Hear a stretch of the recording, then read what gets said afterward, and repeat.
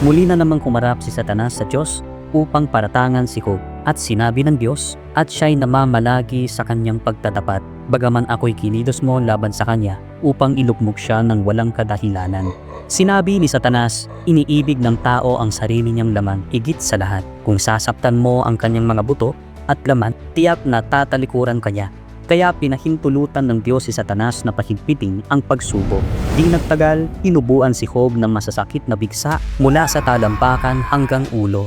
Nawalan ng pag-asa ang kanyang asawa at sinabi, talikuran mo na ang Diyos mo at mamatay ka na lang.